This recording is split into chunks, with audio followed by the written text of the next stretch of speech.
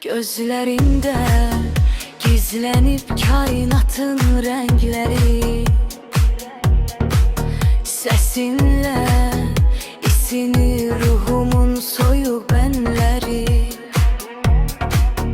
Adın dilimden güzel nəğmeye çevrilir.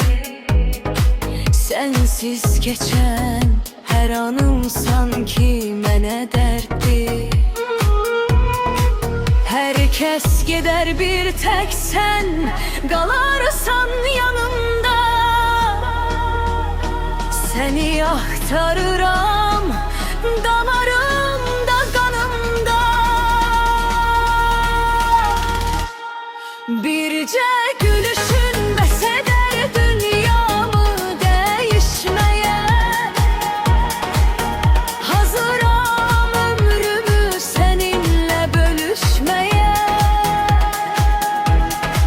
Sen benim göğüzüm, sen benim sonsuzluğum. Seslediğim dualarda taptığım xoşbəxtliğim. Bütün yollarım sənə çıxır.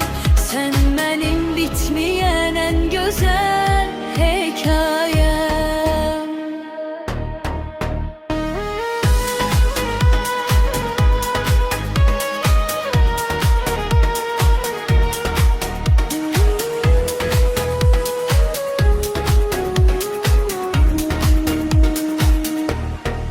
Gözlerinde gizlenip kainatın renkleri,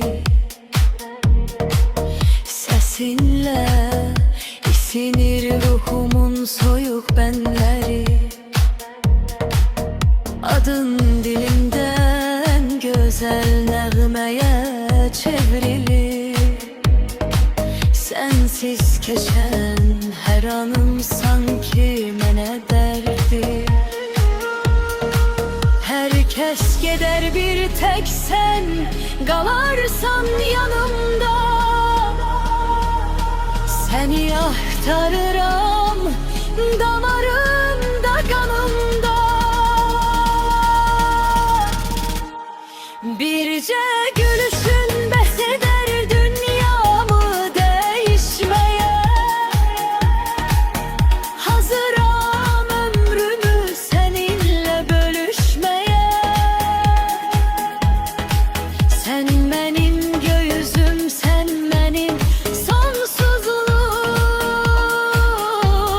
Seslediğim dualarda taptığım xoşbəxtliğim. Bütün yollarım sənə çıxır. Sen benim bitmeyen